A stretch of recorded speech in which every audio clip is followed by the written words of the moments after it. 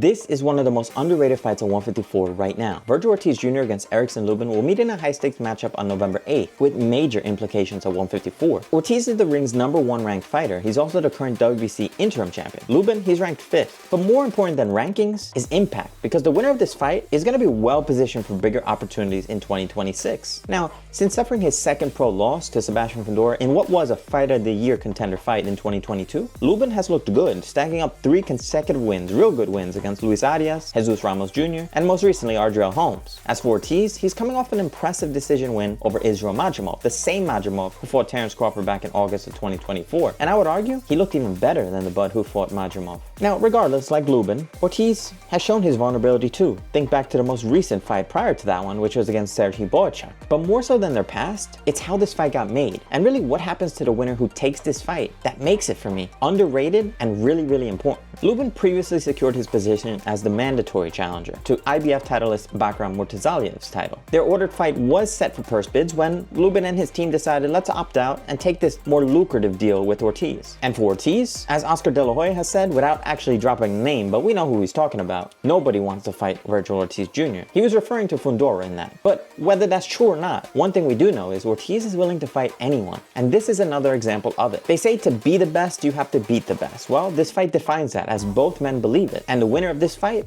will get one step closer to actually defining that and seeing if they are the best at 154. And more so than anyone, there's a lot at stake for Ortiz, whose name is attached to a lot of big names and opportunities in 2026. There's WBO title holder Xander Zayas, there's a super fight with Jaron Boots Ennis, and of course, upgrading the current title that he has against Sebastian Fundora. Now, Lubin, of course, looks to capitalize on being a disruptor and being overlooked, because that's really what he's been much of his career, and taking those opportunities for himself. So at the end of the day, who gets it done? And who opens up more opportunities for themselves in 2026 at 154?